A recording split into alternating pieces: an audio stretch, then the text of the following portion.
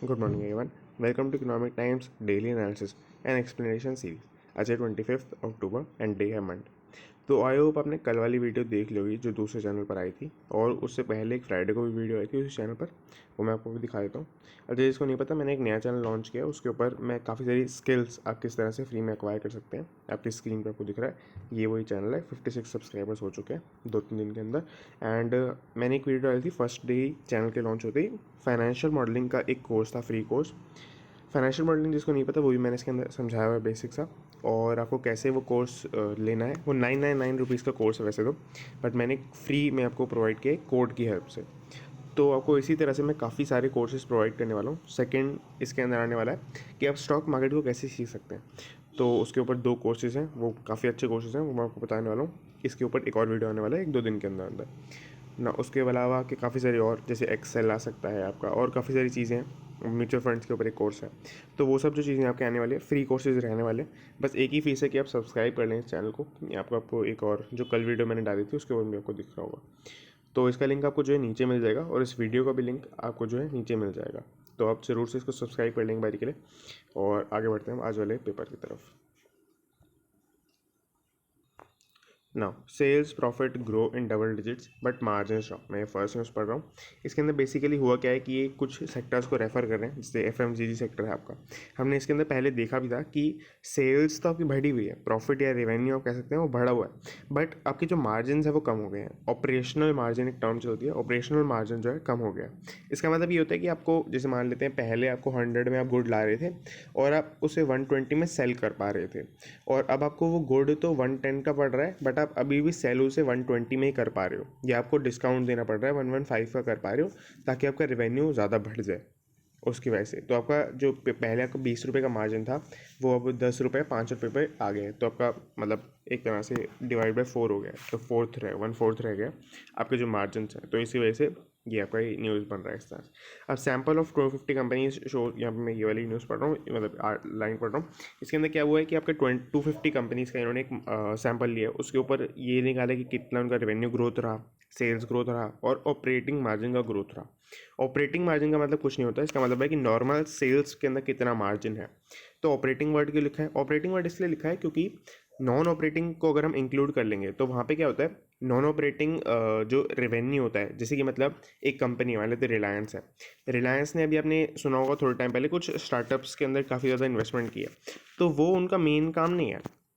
Main काम उनका oil से रिलेटेड पूरा जो सेगमेंट है वो मेन काम है उनका। तो जो ऐसा मेन काम से अलग काम होता है जहाँ से आपको रेवेन्यू आ सकता है, या कम से कम जहाँ पे आप पैसा इन्वेस्ट करते हैं, तो वो आपका नॉन ऑपरेटिंग एक्टिविटीज़ होती हैं। तो वहाँ से जो है, अगर हम उस मार्जिन को भी इंक्लूड कर लें कि हमें कितनी कॉस्ट पड़ी और हमें कितना प्रॉफिट हुआ, तो वो आपका फिर टोटल मार्जिन बन जाएगा, या नॉन ऑपरेटिंग मार्जिन बन जाएगा, जो अगर हम इंक्लूड करेंगे। तो ये इसलिए यहाँ पे ऑपरेटिंग वर्ड भी लिखा हुआ है। और पीएटी का अगर आपको नहीं पता, तो पीएटी मतलब होता है प्रॉफिट आफ्टर टैक्स।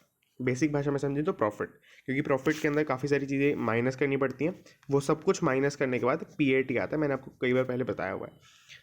तो ये हमारा पूरा हो गया। इसके अंदर बहुत बेसिक सी बातें लिखी है। बाकी तो initial Q2 trend reflects upon cost, input cost pressure.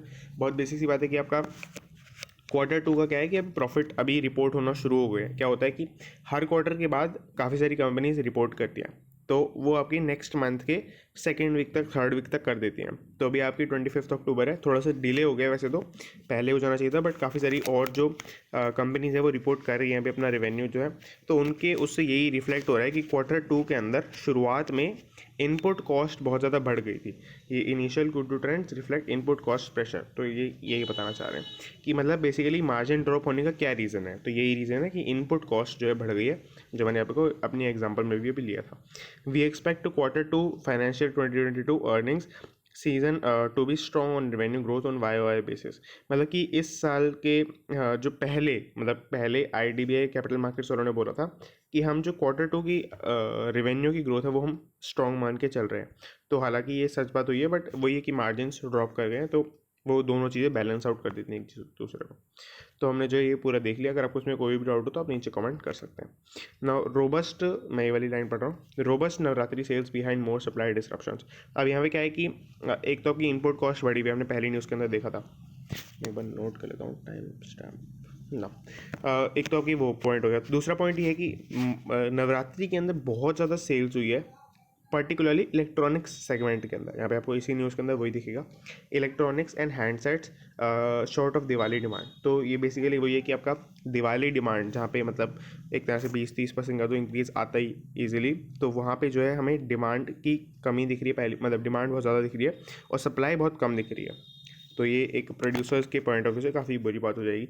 और आपको यहाँ पे दिख रहा होगा कि 15 to 30% loss of potential sales of companies. ये क्या है, इसका मीनिंग ये है कि जितनी सेल्स हो सकती थी, जैसे फॉर एग्जांपल मान लेते हैं कि 115 की या 130 हैंडसेट्स की डिमांड होती है, जो कि एक तरह से हेडफोन्स होते हैं। मान लेते हैं 130 हेडफोन की डिमांड आती है इकोनॉमी के अंदर, तो अभी के टाइम पे 100 ही हेडफोन है देने के लिए। और 100 अभी के टाइम पे, इसका मतलब ये है कि अभी प्लस जितने प्रोड्यूस हो सकेंगे दिवाली तक, वो दोनों चीज़ अगर हम मिला लेंगे तो 30% 15% के आसपास की अलग अलग चीज़ों के अंदर, स्मार्टफोन के अंदर, हेडफोन के अंदर, बाकी और भी चीज़ें, लैपटॉप्स होते हैं, कंप्यूटर्स होते हैं, तो उनके अंदर जो है मिला जुला के 15 से 30% तक पोटेंशियल सेल्स का लॉस हो सकता है। तो ये कंपनीज को बियर करना पड़ेगा। नाउ यहाँ पर ये हो गया। अब इसके लिए वही रीज़न, आपका रीज़न मेन है रोबस्ट नवरात्रि सेल्स। अच्छा, रोबस्ट का मतलब बुरा नहीं होता है, रोबस्ट का मतलब हेल्दी होता है, तो मतलब अच्छी बात है यहाँ पर। और उसके बाद यहाँ पे अगर आप आगे देखेंगे तो इसके अंदर काफ़ी सारे फ़ोन स्पेसिफिक या एक कंपनी स्पेसिफिक इन्होंने चीज़ें बताई हुई हैं। जैसे आप मतलब इसके अलावा, तो इसके अलावा पहला पॉइंट आपका worst ever situation for iPhone, मतलब वो ये कि आपका आईफोन अभी 2-3 नए लॉन्च हुए हैं, तो उसकी वर्स्ट एवर सिचुएशन है, यानी कि मिल नहीं रहे हैं।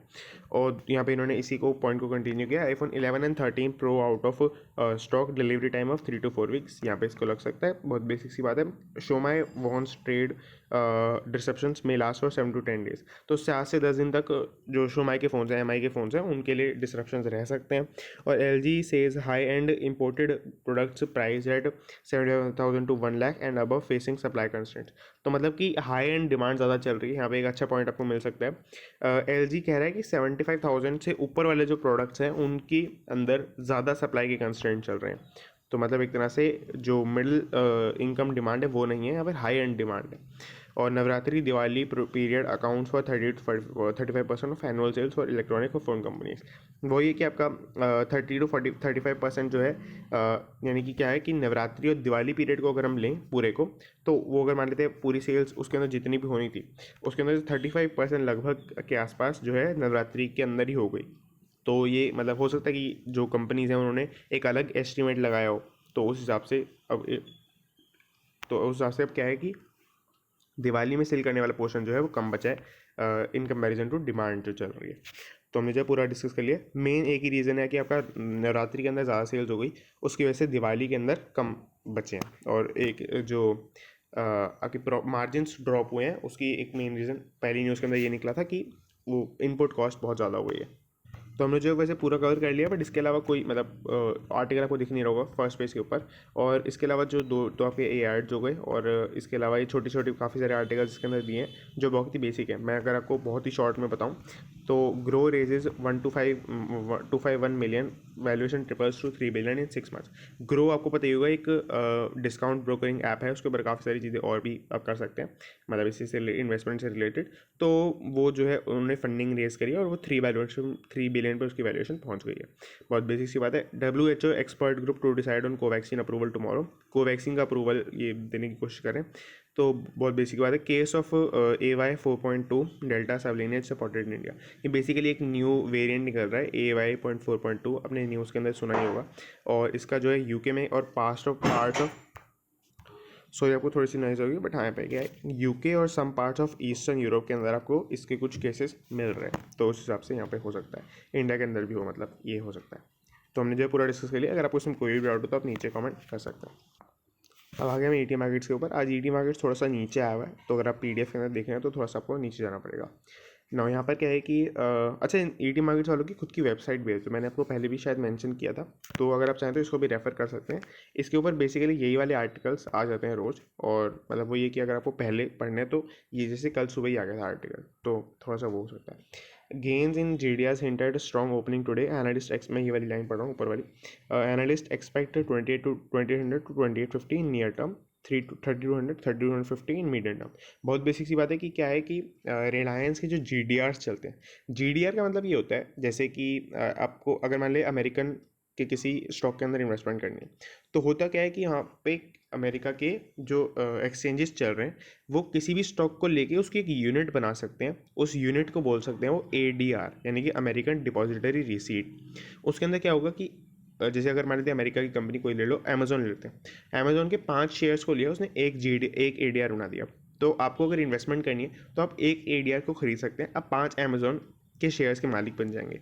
तो उस तरह से, और ADR की फॉर्म में वो यूनिवर्सली कहीं पे भी ट्रेड हो सकता है, इस तरह से आपका है। तो ADR के अंदर क्या हुआ, अमेरिका की कंपनीज हैं, अमेरिका के स्टॉक्स हैं एक तरह से, और वो आपके दूसरे स्टॉक एक्सचेंजेस के ऊपर मिल रहे हैं। जैसे आपके कुछ प्लेटफॉर्म ज़रूर होंगे, आपको मिल जाएंगे, गूगल करेंगे तो, कि how to buy ADRs in India, तो आपको काफ़ी सारे ऐसे प्लेटफॉर्म मिल जाएंगे जिसके थ्रू आप ऐसे ADRs को बाय कर सकते हैं। अब क्या है कि ऐसी इंडिया की कुछ कंपनीज हैं, उनको बाहर जाना है तो वो तो ADR इशू कर नहीं सकते। ADR अमेरिका की कंपनीज का है, तो वो मतलब इंडिया की कंपनी नहीं इशू कर सकती। तो ADR तो इंडिया की कंपनीज कैसे करेंगी, तो वो JDR की फॉर्म में करेंगी। JDR का मतलब होता है ग्लोबल डिपॉजिटरी रिसीट। इसका बेसिक मतलब होता है कि अब कोई भी कंपनी है, किसी भी कंपनी का शेयर कहीं पे भी जाके सेल हो सकता है। बट मेनली क्या होता है कि इंडिया के और यूरोप के ही जो है इसके अंदर चलते हैं। क्या है रिलायंस का, अब इसके अंदर क्या है कि जो GDR चल रहा है वो स्ट्रॉन्ग ओपनिंग पे रहा है टुडे, मतलब आज रह सकता है क्योंकि मंडे है तो आज मार्केट खुलेंगे, तो आज रह सकता है। और एनालिस्ट एक्सपेक्ट कर रहे हैं कि नियर टर्म के अंदर ये 2800 से लेकर 2850 पहुंच सकता है, और 30 to 100 से लेकर 30 to 50 पहुंच सकता है मीडियम टर्म के अंदर। नियर टर्म का मतलब कुछ भी हो सकता है, 1 से 2 डेज तक, मतलब इंट्राडे से थोड़ा सा ऊपर, यानी कि 2 दिन से लेकर आपके 2-3 महीने तक भी वो आपका नियर टर्म चलता है। 2-3 महीने से अगर आप देखेंगे 1 साल से पहले पहले, यानी कि 12 मंथ से पहले पहले, तो वो मीडियम टर्म चलता है आपका। तो ये बेसिकली बोलना चाह रहे हैं कि 9-10 महीने के अंदर अंदर 3000 की रेंज पकड़ सकता है जो आपके रिलायंस के GDRs चल रहे हैं। ये बहुत ही बेसिक से यहाँ पे इस मतलब तरह से बोल रहे हैं। तो रिलायंस शेयर्स में राइज 4% और स्ट्रॉन्ग Q2 नंबर्स। अब यहाँ पे क्या है, अब ये मेन शेयर्स की बात करें, बेसिक जो शेयर्स होते हैं जो शेयर मार्केट के अंदर नॉर्मली ट्रेड होते हैं, तो वो जो है 4% के आसपास से राइज कर सकते हैं स्ट्रॉन्ग Q2 नंबर्स के उसके ऊपर। मैंने आपको बताया था कि हर कंपनी अपनी जो रिपोर्ट्स फाइल करती हैं एक क्वार्टर एंड होने के बाद अगले मतलब मंथ के अंदर। तो अभी आपका अप्रैल मई जून, आपका जुलाई अगस्त सितंबर वाला जो सेकंड क्वार्टर था उसकी रिपोर्ट्स सितंबर के बाद अक्टूबर आता है, तो अक्टूबर के अंदर आएंगी। अक्टूबर के होता क्या है कि सेकंड वीक तक आ जाती है, मैंने आपको पहले बोला था, और हो सकता है कि थर्ड वीक तक, फोर्थ वीक तक भी आए। हो सकता है कोई कंपनी नवंबर में भी निकाले, बट मोस्टली कंपनीज निकाल देती हैं पहले। स्ट्रॉन्ग Q2 नंबर्स के बेसिस पे जो है इसके अंदर इनका शेयर्स राइज हो सकता है, ऐसे कुछ एनालिस्ट कह रहे हैं। More upside, Reliance on Friday reported a 43% year-on-year rise in consolidated net profit for September quarter। बहुत बेसिक सी बात है कि अभी फ्राइडे को ही रिलायंस की रिपोर्टिंग हुई है और उन्होंने बोला है कि 43% का जो है राइज रहा है इनके कंसोलिडेटेड नेट प्रॉफिट के अंदर। कंसोलिडेटेड का मतलब क्या होता है कि इसके अंदर आप क्या इंक्लूड करेंगे। देखो आपका क्या होता है, एक कंपनी है, उसके एक तो मेन कंपनी का हेडक्वार्टर है, वो तो है ही, उसके अलावा कुछ उसकी ब्रांचेस हैं। ब्रांचेस के अंदर क्या होगा कि एक तरह से वही कंपनी है पर उसका एक अलग ऑफिस है, मतलब जो ब्रांचेस के ऊपर बोर्ड लगा होगा वो उसी कंपनी का लगा होगा। उसके अलावा क्या हो सकता है, उसके अलावा दो और चीज़ें हो सकती हैं, एक हो सकता है सब्सिडरी, एक हो सकता है एसोसिएट ना। जो इसके अलावा सब्सिडी और एसोसिएट है, उसका मीनिंग ये होता है कि कंपनी ने किसी ना किसी अमाउंट के अंदर किसी और कंपनी के अंदर इन्वेस्टमेंट कर रखी है। वो कंपनी अपने नाम से वर्क करके सब कुछ करेगी, बट उसमें प्रॉफिट जो होगा वो, क्योंकि उसने इन्वेस्टमेंट की है तो उतने अमाउंट ऑफ जितनी इन्वेस्टमेंट की है उतना परसेंटेज में प्रॉफिट यहाँ पे आ जाएगा। तो वो प्रॉफिट अगर हम इंक्लूड कर लेते हैं तो वो आपका कंसोलिडेटेड प्रॉफिट बन जाता है। तो अगर कंसोलिडेटेड की बात करें तो एक और चीज़ आ सकती है आने को, तो जॉइंट वेंचर की भी आ सकता है इसके अंदर। वही है कि दो कंपनीज़ ने पार्टनरशिप करके जॉइंट वेंचर बना के कोई काम किया, उस काम से जितना भी प्रॉफिट हुआ वो 50-50 या जो भी रेशो थी उसके अंदर डिवाइड हो गया, तो वो भी आपके जॉइंट वेंचर्स कंसोलिडेटेड के अंदर इंक्लूड होंगे। तो कंसोलिडेटेड से मतलब सबसे माइंड में क्वेश्चन आता है कि इसके अलावा कौन सा होता है। तो इसके अलावा स्टैंड अलोन होता है, मैंने आपको पहले बताया हुआ है। स्टैंड अलोन के अंदर क्या होता है कि आपके हेडक्वार्टर को लिया जाएगा प्लस आपकी ब्रांचेस को लिया जाएगा, यानी कि आपके मतलब जो मेन आपके बोर्ड से जो कंपनियां काम कर रही हैं आपके नाम से, सिर्फ उनको लिया जाएगा। हालांकि आपके सब्सिडरीज और एसोसिएट होंगे बट उनको नहीं लिया जाएगा। ये आपके स्टैंड अलोन और जॉइंट वेंचर को भी नहीं लिया जाएगा। तो ये आपके स्टैंड अलोन की मतलब डेफिनेशन एक तरह से होती है। तो 43% कॉन्सोलिडेटेड प्रॉफिट आपको अब समझ में आ रहा होगा। इसके अंदर आपकी 2-3 चीज़ें इंक्लूड एक्स्ट्रा होंगी, आपके सब्सिडरी, एसोसिएट और जॉइंट वेंचर। सब्सिडरी और एसोसिएट में क्या डिफरेंस होता है मैंने आपको कई बार बताया हुआ है पहले। तो मैं अभी आपको नहीं बता रहा हूँ, अगर आपको जानना है तो आप नीचे कमेंट कर सकते हैं। Reliance industries versus S&P BSE Sensex, मतलब कि वो ये कि आपका जो ब्लू वाली लाइन है वो S&P की चल रही है, उससे ऊपर आपको रिटर्न्स मिल सकते हैं जो आपका रिलायंस चलने लग रहा है। तो ये आपका हो गया पूरा। और इसके अलावा अगर आपको कोई भी डाउट हो इस पूरे आर्टिकल के अंदर, हालांकि आपको ये पढ़ने की ज़रूरत नहीं है, बस इसके अंदर एक जगह पे तो ये एक्सप्लेन किया हुआ है कंसोलिडेटेड क्या होता है, और कुछ लेवल्स बताए हुए कि किस लेवल पे कितना प्राइस चल रहा था आपके जो रिलायंस के शेयर थे बेसिकली उनका। तो आप चाहें तो पढ़ भी सकते हैं, नहीं तो आप इसको स्किप भी कर सकते हैं। ना यहाँ पर क्या है, wall street focuses on earning reports on tech giants. तो ये बहुत ही बड़ी सी न्यूज़ है, मैं इसको इतना ही एक बार आपको दिखाता हूँ। तो इसके अंदर हुआ क्या है कि आपको वॉल स्ट्रीट का मतलब ये होता है अमेरिका का मार्केट, एक तरह से यूएस का मार्केट जो है, तो वो आपका क्या है कि वो फोकस कर रहा है अर्निंग रिपोर्ट्स के ऊपर ऑफ टेक जायंट्स। अच्छा, यहाँ पे मतलब एक आपको बात समझिए कि अभी अर्निंग रिपोर्ट्स आई नहीं है। आपको मैं यहाँ पे दिखाऊँ, Apple, Microsoft, Google parent Alphabet, Amazon and Facebook are all set to report earnings next week. तो नेक्स्ट वीक अपने जो है Q2 की वही रिपोर्टिंग करेंगे ये लोग। अब यहाँ पे हुआ क्या है कि क्यों लिखा है ऊपर focus on earning reports, basically आपको एक बात समझनी है, मैं आपको एक बार एक फिगर दिखाता हूँ। हाँ, इंटेल एंड IBM, आपको पता है इंटेल एंड IBM ये दोनों भी काफ़ी बड़े टेक कंपनीज है और अमेरिका के अंदर ही कंपनी है। तो fell sharply after their reports disappointment last week this week. तो इस हफ्ते जो है इंटेल और IBM की बेसिकली रिपोर्ट्स आई होंगी, वो डिसअपॉइंटेड थी, कुछ प्रॉफिट में कुछ कम हुआ होगा वगैरह, मैंने देखा नहीं एक्चुअली में, तो इसलिए मैं कह रहा हूँ कुछ प्रॉफिट में कम हुआ होगा, रेवेन्यू में कम हुआ होगा, तो उसकी वजह से आपका जो है ये कम मतलब डिसअपॉइंट हो गया इनका जो शेयर है। तो sharply fell after their reports disappointed this week. तो यहाँ पे क्या है, इसलिए लिखा है ये बात कि फोकस ऑन अर्निंग रिपोर्ट्स, मतलब क्या है कि जब ये अपनी अर्निंग रिपोर्ट करेंगे तो इनके शेयर प्राइस के अंदर बहुत ही हाई वोलेटिलिटी आपको दिख सकती है। और हो सकता है उस दिन न्यूज़ में भी आए, आपका जो नेक्स्ट वीक होने वाला है तो उस दिन न्यूज़ में भी आए कि इसमें जो इतना बड़ा चेंजेस आया, 4% का 10% का जितना भी हो सकता है। Face pressure from regulation, basically क्या है कि इनके जो मतलब एक तरह से इनको कवर करने के लिए बात कही जा रही है, मुझे नहीं पता कितनी सच है नहीं है, किसी को नहीं पता।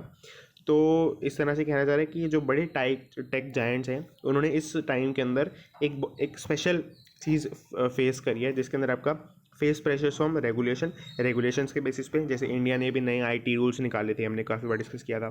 तो वो सब जो चीज़ें हैं वो एक तरह से अमाउंट तो करती हैं कि कंपनी के फाइनेंशियल्स कैसे चल रहे हैं। तो उस वजह से सप्लाई चेन्स स्नैक्स, मतलब कि आपका कि वही कि आपका जो इनके प्रोडक्ट्स हैं वो आपके सप्लाई चेन के अंदर नहीं जा पा रहे, कुछ भी इनके रीजन हैं। एंड राइजिंग ट्रेजरी यील्ड्स, इसके अंदर वही बात है कि आपका लोग जो है इसके अंदर इन्वेस्टमेंट कर ही नहीं रहे, मतलब इनका शेयर प्राइस जो है वो इस वजह से भी फेल कर सकता है। ये ज़्यादा इनके प्रॉफिट से रिलेट नहीं करता है या इनके रेवेन्यू से रिलेट नहीं करता है, इनके शेयर प्राइस से ज़्यादा रिलेट करता है कि ट्रेजरी यील्ड्स का जो प्राइस हमने देखा था कुछ दिन पहले भी न्यूज़ के अंदर था कि जो US के अंदर आपको गवर्नमेंट को पैसा देने पर इंटरेस्ट रेट मिलेगा वो ज़्यादा है जो मतलब पहले मिलता था उससे। तो काफ़ी सारे लोग एक्स्ट्रा में जो है अट्रैक्ट हो जाते हैं उन सिक्योरिटीज से, तो वो उसके अंदर इन्वेस्टमेंट कर देते हैं। ना यहाँ पे क्या है, many will also be listening for indications of whether they will be able to sustain that growth, मतलब वो ये कि आपका जो इनका पहले चल रहा था क्या उतना भी बना पाएंगे, कहीं ऐसा तो नहीं नीचे चले जाएंगे, तो वो है। और एक इन्होंने एक टर्म रेफर किया बोफा, मतलब टर्म नहीं है, एक बैंक का नाम है, बैंक ऑफ अमेरिका। तो बोफा मैंने अंडरलाइन कर दिया। इसकी जो रिसर्च है वो आपको ज़्यादा पढ़ने की ज़रूरत नहीं, मतलब जो आर्टिकल लाइन लिखी है, बट चाहें तो पढ़ भी सकते हैं, बहुत बेसिक सी बात है। तो ये हमारा जो है हो गया हमारा। अगर आप इसे दोनों न्यूज़ में कोई भी डाउट हो तो आप अभी एक बार पॉज करके इसको जो है कमेंट कर सकते हैं। तो यहाँ पे आपको तीसरी न्यूज़ दिख रही होगी, time to increase allocation to gold bonds. यहाँ पे बेसिकली हुआ क्या है, एक सोवरेन गोल्ड बॉन्ड नाम की चीज़ होती है SGB, आज हम समझने वाले हैं डिटेल के अंदर, मैं आपको बात के लिए नहीं छोड़ूंगा। तो बेसिकली वो RBI इशू करता है, तो वो नया इशू लेके आ रहा है। तो ये बात हो गई। अब मैंने एक बार नोट्स बना रखे हैं अपने SGB से रिलेटेड, तो हम एक बार जो है SGB को समझ लेते हैं। ये हमारा चैनल वापस आपको दिख रहा होगा ना। SGB का मतलब ये होता है, आपको अपनी स्क्रीन पे आई होप विजिबल हो। तो पहला पॉइंट ये है कि आपका RBI इशू करता है। सेकंड पॉइंट ये है मिनिमम इन्वेस्टमेंट जो है आप इसके अंदर 1 ग्राम कर सकते हैं। तो 1 ग्राम जो जितना भी RBI डिसाइड करेगा उतने आपको देने पड़ेंगे। यहाँ पे मैंने 4900 लिख रखा है, ये जस्ट एक एग्जाम्पल के लिए है ना। सेकंड आपको दिख रहा होगा lock in period. Lock in period का मतलब ये होता है, सॉरी आपको शायद नॉइज़ आ रही होगी, चला गया। लॉक इन पीरियड का मतलब ये होता है कि आपको मतलब जैसे आपने एक बार खरीदा सोवरेन गोल्ड बॉन्ड, आपने 1 ग्राम खरीद लिया, तो 1 ग्राम खरीदने के बाद अगर आप 8 साल तक उसे होल्ड करते हैं तो आपको 8 साल के बाद सेल करना पड़ेगा, पहली बात ये है।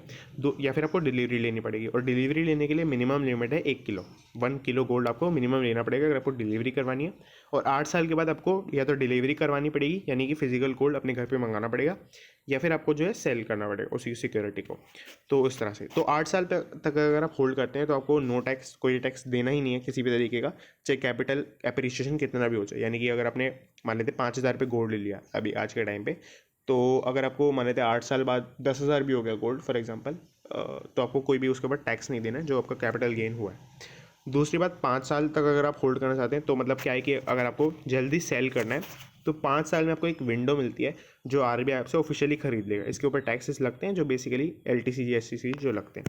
STCG तो नहीं लगेगा, LTCG ही लगेगा इसके ऊपर।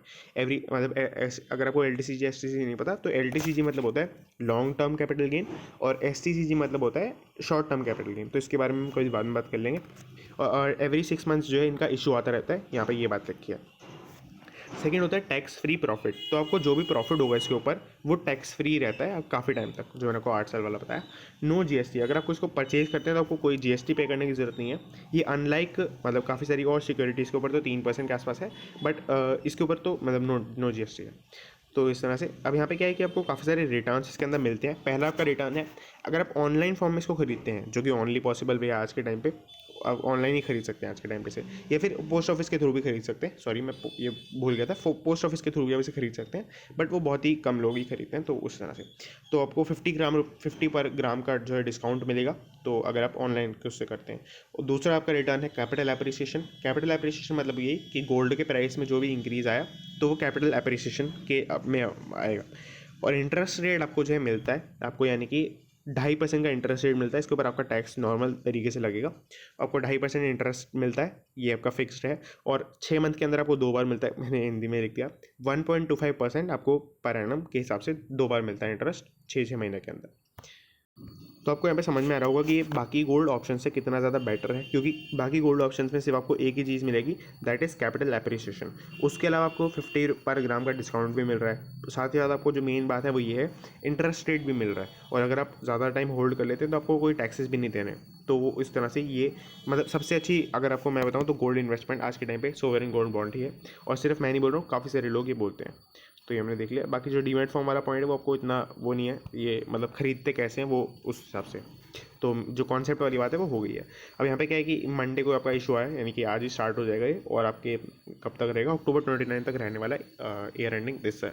और अब आपका क्या है कि इन्होंने प्राइस निकाला है, ये है कि आपका 4700 पर ग्राम आपका ये प्राइस है। और वही आपको जो 50 पर ग्राम का डिस्काउंट मिलेगा फॉर डिजिटल पेमेंट्स वो आपको मिल सकता है यहाँ पर, वही जो मैंने आपको अभी कवर किया था। तो आई होप आपको सब कवर हो गया होगा। और आपको ये इन्होंने गोल्ड का चार्ट भी दे रखा है। गोल्ड का थोड़ा प्राइसेस फॉल कर गए, बट मैं आपको बताऊँ तो इसी लेवल पे जो है स्टेबल रहते हैं। अगर आप इस चार्ट को थोड़ा एक्सटेंड करके देखेंगे तो इस तरह से चार्ट है पूरा, तो इसी प्राइस पे एक्सटेंड रहते हैं। खैर, तो ये हमने जो पूरा कवर कर लिया यहाँ पर।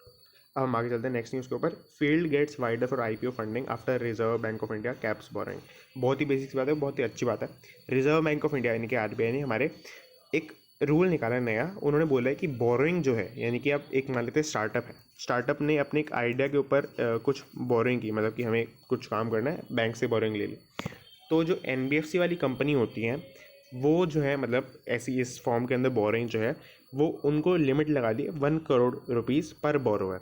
यानी कि पर आपकी जो कंपनी है, एक कंपनी 1 करोड़ रुपीज़ तक जो है लोन ले सकती है इस फॉर्म के अंदर, कि हमें काम करना है इस फॉर्म के अंदर ले सकती है 1 करोड़ तक लिमिट। तो अब यहाँ पे हुआ क्या कि ऐसी जो NBFC कंपनी बनेंगी नई नई, और जो थोड़ी छोटी होंगी साइज़ के अंदर, वो जो पहले फंडिंग ले लेंगी, मान लेते 1 करोड़ रुपीज़ सब ने ले लिए पहले, तो उसके बाद कहाँ से पैसे लाएंगी?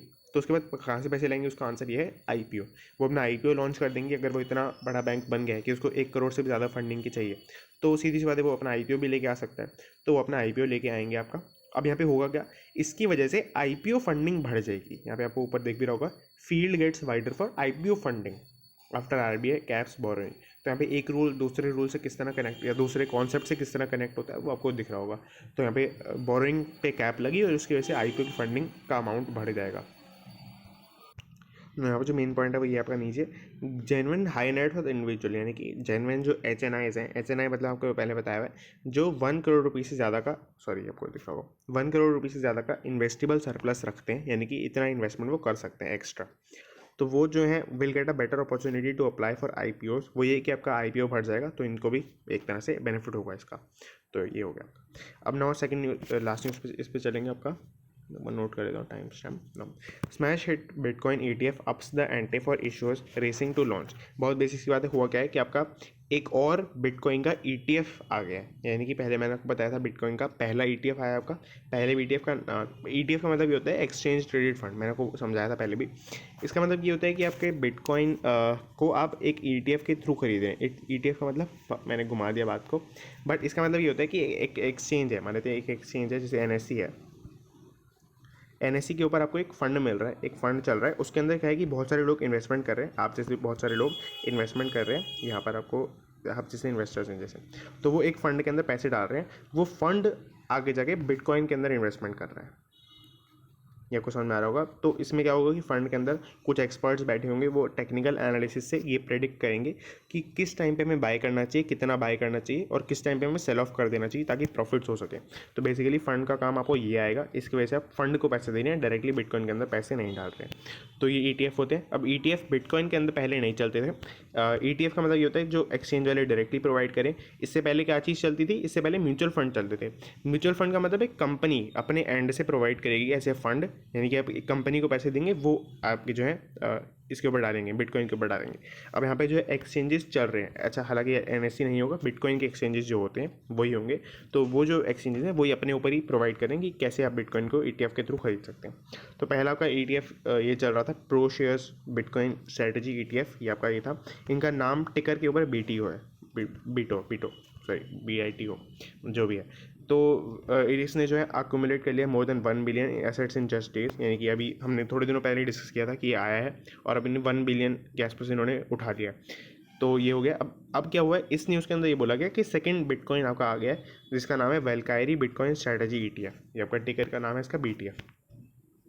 तो ये हमने जो है पूरा देख लिया। अगर आपको इसमें कोई भी डाउट हो तो आप बता देना, वैसे इजी है। अब इसने जो है 24 जो मिलियन का अभी उठा लिया है, और बीटो ने जो है as much as 50 billion in ETFs। मतलब क्या है कि बिटकॉइन का बुल है। बुल का मतलब ये होता है कि जो एक्सपेक्ट करे कि आपके जो प्राइसेस हैं या जो पूरा मार्केट है वो ऊपर जाएगा। तो ये जो आपको पता ही होगा वैसे इसका मीनिंग। बिटकॉइन का एक बुल है आपका टॉम ली, काफ़ी इनका फेमस नाम है। तो इन्होंने जो बोला है बीटो, बीटो मतलब पहले वाला जो प्रो शेयर्स वाला बिटकॉइन का ETF है, वो बोलना चाह रहे हैं कि 50 बिलियन के आसपास की फंडिंग, ये मतलब का अमाउंट जो है ये कुछ दिनों के अंदर अंदर, ये पहले साल के अंदर अंदर कहना चाहिए, तो ये उठा सकता है बिटकॉइन इन ETFs। ये आपका हो गया। अभी इन्होंने 1 बिलियन उठाया और ये 50 बिलियन पे बुलिश चल रहे हैं अभी, तो काफ़ी बड़ी बात है आपकी। तो ये हमने जो है पूरा देख लिया। तो वैसे तो हमारा पूरा जो है कवर हो गया जितना हम कवर करते हैं, बट आज मैंने सोचा कि एक और न्यूज़ देख लेते हैं क्योंकि थोड़ा सा टाइम बचा है। FPIs go big on auto as prospects look up. FPI का मतलब मैंने आपको पहले बताया हुआ है, फॉरेन पोर्टफोलियो इन्वेस्टर्स। जैसे अगर मैं और आप जैसे लोग हैं, वो अगर किसी मतलब बाहर से इन्वेस्टमेंट करते हैं, या ऐसे सोच लेते हैं कि हम किसी बाहर वाली कंट्री के अंदर इन्वेस्टमेंट करते हैं, तो वो उस कंपनी के लिए FPI, कंट्री के लिए FPI बन जाएगा, फॉरेन पोर्टफोलियो इन्वेस्टर्स। तो अब क्या है कि FPIs go big on auto. Big on auto मतलब किसी भी चीज़ के ऊपर अब सिक्योरिटी के ऊपर बिग जाते हैं, इसका मतलब अब लॉन्ग हो रहे हैं उसके ऊपर। लॉन्ग होने का मतलब मैंने एक और टर्म दे दी यहाँ पर। लॉन्ग और बिग होने का मतलब ये है कि आप उसको खरीद रहे हैं, आप उसको बाय कर रहे हैं, बाइंग साइड में हैं, और आपको एक्सपेक्ट कर रहे हैं उसको ऊपर जाने के लिए, बुलिश हैं आप उसके ऊपर। ये होता है बिग होने का मतलब या लॉन्ग होने का मतलब।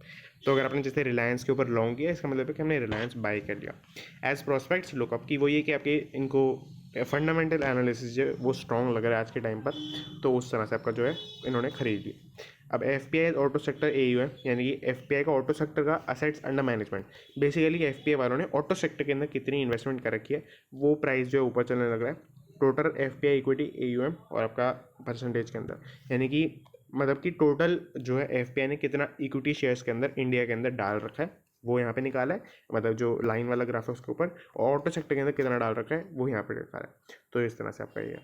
और अच्छा यहाँ पे क्या है कि ये वाला तो इस साइड आपको दिखेगा, यानी कि कुछ 60, ये कितना होना चाहिए, ये 670 इतना मिलियन, इसके आगे आप मिलियन और जोड़ लेना, ये 6,70,000 मिलियन के आसपास होना चाहिए। और ये वाला जो फिगर है वो आपको इस साइड दिखेगी, जो आपको मैंने इस तरह से ग्राफ बनाया, ये वाला जो ये इस तरह से आपको दिखेगी। तो 28,000 मिलियन के आसपास जो है ये आपका अमाउंट है, ये इस तरह से।